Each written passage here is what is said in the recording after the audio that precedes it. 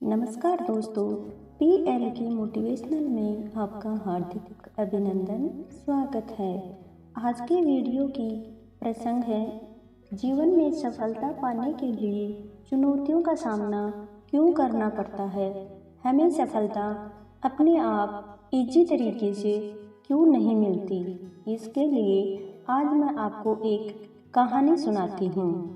एक किसान था, उसका भगवान पर बहुत भरोसा था।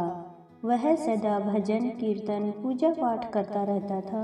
काफी दिनों से वह बहुत परेशान था, क्योंकि उसके खेत में फसल कभी अधिक बाढ़ आने से, कभी सूखा पड़ जाने से, कभी बहुत तेज धूप से, तो कभी ओले पड़ जाने से खराब रहती थी। एक दिन वह पूजा पाठ कर रहा था कि तेज बाढ़ आने लगी, तो वह बहुत परेशान हो गया और बैठा बैठा ही भगवान को भला बुरा कहने लगा। हे प्रभु, आप भगवान हो, आपने सृष्टि का निर्माण किया है, किंतु लगता है आपको खेती बाड़ी की जानकारी बिल्कुल भी नहीं है। आपसे एक प्रार्थना है कि हे प्रभु, एक वर्ष आप मुझे मौका दीजिए, जैसा मैं चाहूँ वैसा ही मौसम हो, फिर आप देखना मैं कैसे फसल तैयार करता हूँ।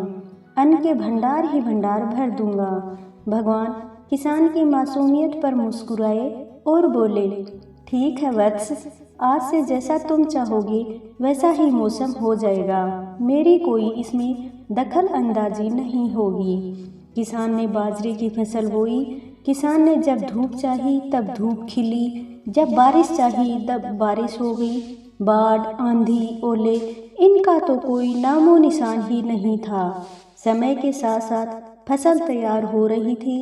किसान की खुशी का ठिकाना नहीं था। किसान मन ही मन सोच रहा था, इस बार परमात्मा को बताऊंगा कि फसल के लिए कैसा मौसम होना चाहिए। अब इतने वर्षों तक हम किसानों को बेकार में ही परेशान कर रहे थे। थोड़े दिनों में फसल काटने का समय आ गया। किसान बड़ी खुशी खुशी फसल काटने को तैयार हुआ, लेकिन जैसे ही फसल काटने लगा, एकदम से सन आश्चर्यचकित हो गया। बाजरे की एक भी सीटे में बाजरा भरा हुआ नहीं था। सारे सीटे खाली थे। वह बड़ा दुखी हुआ और भगवान से बोला, हे प्रभु, ये क्या हुआ, कैसे हुआ? मैंने तो इसके मन माफिक मौसम भी बनाया था। तब भगवान बोले, वत्स, ये तो होना ही था। तुमने इन पौधों को सभी सुख सुविधाएं उपलब्ध करवा दी, संघर्ष का जरा भी मौका नहीं दिया। ना तेज धूप में इनको तपने दिया, ना आंधी ओलों में जूझने दिया। इनको किसी भी संघर्ष का सामना नहीं करने दिया, इसलिए सब पौधे खोखले रह गए। जब आंधी आती है, तेज बारिश आती है, ओले गिरते हैं, तब पौधा अपनी ताकत लगाता है और उसी ताकत से खड़ा रहता है। वह अपना अस्तित्व बचाने के लिए संघर्ष करता है और इसी संघर्ष से उसे शक्ति मिलती है। वत्स, सोने को भी कुंदन बनने के लिए आग में तपने, हथौड़ों से पीटने, गलने जैसी चुनौतियों से गुजरना पड़ता है, तभी उसकी स्वर्णिम आभा उभरती है। भाइयों और बहनों, उस पेड़ की तरह हमें भी जिंदगी में आगे बढ़ने के लिए, सफल होने के लिए जीवन में आने वाली चुनौतियों का सामना करना पड़ेगा।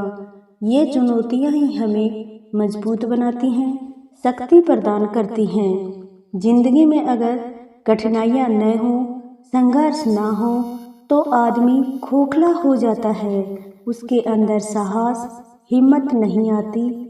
अगर जीवन में प्रतिभाशाली बनना है, लाइफ में आने वाली चुनौतियों का हमें सामना करना होगा, तभी हम सफल इंसान बन सकते हैं। कहानी कैसी लगी?